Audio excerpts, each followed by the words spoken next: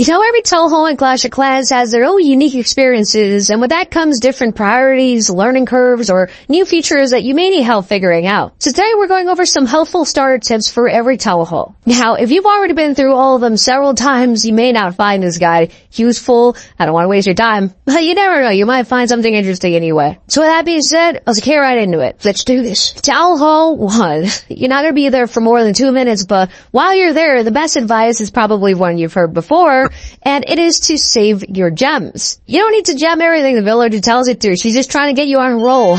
You'll eventually want to purchase more builder huts, which cost gems. And so if you save them, you'll thank yourself later. Also, the wizards you receive, you only need one of them to beat the first mission. So if you save a couple, it may come in handy for other single-player missions. Speaking of single-player missions, at Hall 2, this should be your main focus. When you start the game, you receive a 3-day shield where no one can attack you, and you don't want to immediately throw it away. Instead, you should be practicing and learning the basics of attacking on these goblin maps, which have more than enough resources to do all of your upgrades. Now, at some point, you will start struggling with these maps. It is then when it is a good idea to break that shield and go into multiplayer. This is also the Hall where you unlock starter challenges. The game will walk you through it, so I don't want to do it again. But don't worry about completing all of them before upgrading your Hall. You'll have access to all of the challenges until Hall 6. At Hall 3, you unlock the Village Edit mode. It is this button right here, and this is a great time to play around with it and get familiar with the features. It is also the perfect time to reorganize your base, and the best advice I can give is to centralize your mortar. This is the most important defense you have right now, and if players take it out, they can easily wipe out your base. At Hall 4, you get your first Hall boost, which runs for 3 days. Now I recommend for you to read what these boosts do, and if you're serious about progressing as fast as possible, you'll want to take advantage of this. And as soon as you're maxed, and even before if you're close, upgrade to Hall 5. Do not wait. The Hall boost will stack, so if you have remaining boosts, you'll have an even longer boost for the next Hall. You don't want to waste it. Hall 5. It's more or less the same experience as the other Halls, but there is one thing. If you're using barbarians and archers, surely by this point in the game, you aren't using all of them in every attack. So sometimes when retraining your army, you can accidentally end up with way too many barbarians or too many archers. So rather than trying to balance out your armies manually after every attack, or having a saved army that looks like this, instead, have a quick train army with anywhere from 5 to 10 of each and train repeatedly as necessary so you have a somewhat even amount of barbs and archers for the next attack. Hall 6. Things begin to get a bit more interesting as you unlock tons of features for more rewards. So if you're not in a clan, that is the one thing you want to do. This is the Hall where it becomes really important. This is also the Hall where you finally unlock that rune in the starter challenges. Now, it may be tempting to use it right away, but I will hold on to it as long as you can, or until you need to claim another rune of the same kind. The reason you should hold on to it is because the value of the rune increases the more storage space you have. At Hall 6, loot is easy to come by, so I personally would have wasted on trying to fill the storages at Hall 6. You're probably not going to be there for more than like 2 days. It'll be much more helpful when you need tons of elixir later on. But speaking of storage challenges, if you haven't reached the end and still have some rewards that are locked, don't sweat it. Once you upgrade to Hall 7, it will automatically claim all of those rewards, whether you earned it or not. So don't waste time at this point trying to complete the track. You don't need to do it. Just make sure that if you do want the items, you have the available space, or else they will be converted to gems. Hall 7. What a great Hall. Enjoy while you're there. The first thing you should do is make sure you're protecting your dark elixir if you're alive. From now on, this is the most valuable resource to attackers. Everyone needs it to buy and upgrade their Barbarian King and other heroes in upper Halls. But speaking of the Barbarian King, another tip I have is to make sure the automatic hero KO is turned on in the more settings. This will activate the hero's ability automatically if it's about to die and you haven't activated it yourself. Now, this is on by default, so it should be on, but this setting is available in a brand new account, so there may be a chance that one time you went into the settings and turned it off because you didn't know what it was. Just double check to make sure it's on, because this can save your attacks. Hall 9. What a slick looking Hall. And that's mostly thanks to the walls, right? With that being said, this is the only town hall in the game with 2 levels of walls. And while they aren't that expensive nowadays, you certainly don't want to leave them for last, as it can take quite a while. The same thing goes for the queen. She has 30 levels, which can take forever, so don't wait long to upgrade her,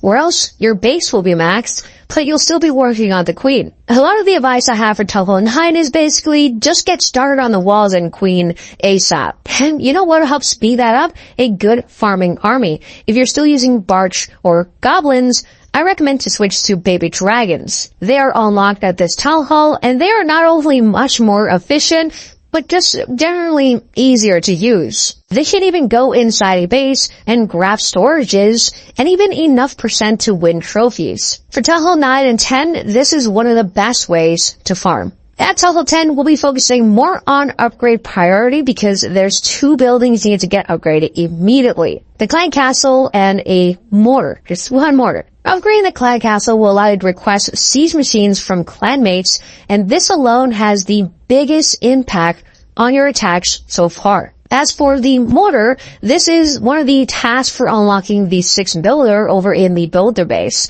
And if you've completed everything else, you've probably been waiting for Town Hall 10 to max that 1 mortar. This should be your last task. So get it done. Don't wait. The builder will come in handy. Hey, I know this next tip isn't particularly for Town Hall 10, but it can help. If you aren't into the builder base and don't care about doing a little rushing, I would rush straight to Builder Hall 10 and start there. As once you unlock the Electrofire Wizard, you're only 1 level away from completing one of the tasks, which can save you over a month worth of lab upgrades. For Town Hall 11, I'm going to start with something you should start doing, and it is upgrading your goblins. If you're a player who maxes your lab before upgrading town halls, this shouldn't be an issue, but I know a lot of players, including myself, skip troops they don't think they'll be using. Well, if it sounds like you as well, you might want to get your goblins up right now, because at level 7, you unlock their super variant, which happens to be the best farming troop in the game. Seriously, all you gotta do is drop them on mines and pumps, and getting town halls with it is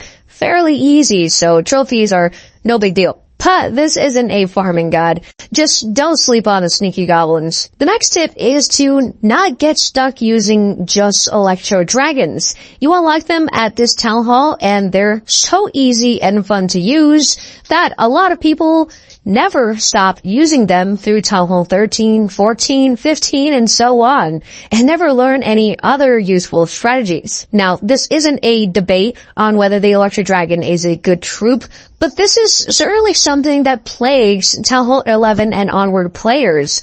I just want to warn you to not fall into the same loop. Town Hall 12 is not many people's favorite town hall. It has a lot of annoyances, and one of them is that it has one of the largest gaps between time to max the base and time to max the laboratory. It's over double the time. The best tip I can give is to spend raid medals on research potions whenever possible. They're cheap and effective. This only matters if you want to max out completely, so just know that it will take significantly longer than the base itself. There are other town halls with similar issues where this tip may help as well, but seeing as Town Hall 12 is basically a giant meme, some players want to get it over with as fast as possible, and this is the best advice I can give. Alternatively, if the lab isn't a priority to you, I would focus on magic items for your heroes like builder potions and books. Town Hall 12 also happens to have one of the highest amount of hero levels, so you definitely want to ease the frustrations. Town Hall 13 has a similar problem as every other town hall that unlocks a hero, too many levels right off the bat. So my advice, say hi to your royal champion. Good. Now say bye to her. She's not totally useless at lower levels, especially nowadays that equipment is a major part of their strength, but she just doesn't have enough HP right out the gate. It will suck because you just unlocked her and you want to use her, but it'll be totally worth it. With that being said, when you get a chance to use her, I'm not a pro at Royal Champion deployment, but a general rule of thumb, you almost always want to deploy her last. Whether that be after all of your troops are deployed or later on in the attack, she is primarily a cleanup hero or a flanking hero. But of course, this is just general advice. If you're following a strategy that says to do otherwise, then I would probably listen to that. Staying on the same topic, if she's targeted by a Inferno Tower set to single mode, do not wait for the auto ability on KO to kick in, as it doesn't give her enough time, and she dies anyway if she has no help, so you might as well use it immediately, or freeze that Inferno or something. So just pay a little extra attention to the world champion and where you're deploying her to avoid this scenario. At Town Hall 14, this may be a bit of an obvious tip of the battle builders.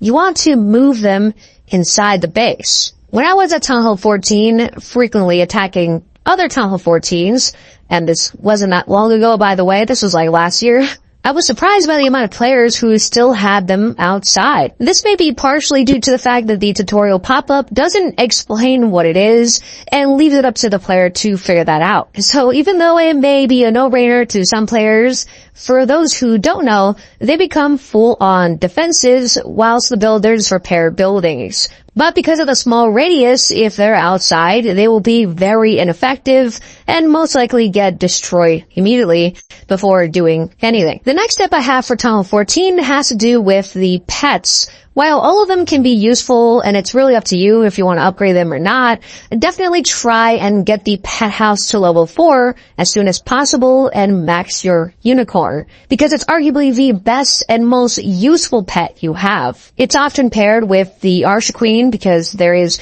great synergy there. It boosts her survivability, but the choice is yours. All I'm saying is get that unicorn and upgrade it. Town Hall 15 is the most fun I've had in years, and I learned a lot. And by a lot, I mean Root Rider Valkyrie spam. I'm kidding, I learned a lot more. But let's revisit pets for a second. I don't want to tell you what pets should go with which hero, but I do want to make you aware that Diggy becomes one of the best choices for the world champion, as it can stun defenses that would have otherwise taken her out if they weren't stunned. Like a single Inferno Tower, as we discussed for my Town Hall 13 tips. Diggy can be the difference between the world champion dying or staying alive for the rest of the match, so I would highly recommend giving it at least a try and see if your attacks improve. You can also finally use the Hawk Puppet for the same reason, as it forces defenses to retarget, and at Town Hall 15, the Spirit Fox is extremely helpful in combating the same issue. But nobody could have prepared me to deal with the Monolith, which can be devastating to your army. The single best thing that helped me almost never have to worry about it again is to carry at least one skeleton spell, and when your army gets close to it, distract it with the skeletons. Now, there are other ways, and probably better ways, to deal with the Monolith, but I found this to be the cheapest and easiest for me. At Town Hall 16, I want to start by saying what you shouldn't focus on. The Client Castle and storages. The Client Castle adds absolutely nothing. Well, there is something. It allows you to carry an extra siege machine, but as you know, we can already carry several of them in battles, so it feels like a pointless upgrade. And the storages, including the Dark Elixir one, are not needed to max Town Hall 16. But don't be stupid like me and use a hammer on a Client Castle that gives you nothing but a new look. The next tip has to do with base building. Typically, we considered archer towers and cannons as the least impactful defenses, so they would often sit outside for one reason or another. But the merged defenses are not the same. You don't want to treat the ricochet cannon and multi-archer tower the same as before. Once you build it, probably look for a new base. The damage they deal is on par, and in some cases stronger than some of the core defenses that we're so used to seeing in the middle of bases. Some people even put them next to town halls. Not saying that you have to do that, but they're strong. I suck at base building nowadays, but just make sure that they have similar priority to that of a scattershot or expo. Yeah, those are some helpful tips for every town hall in Clash of Clans. I hope I was able to help at least one person today. But hey, why stop there? I have an entire video worth of useful tips for everyone. So if you need help in your Clash journey, I would highly recommend giving it a watch. Anyways, I'll see you guys in the next one. Peace.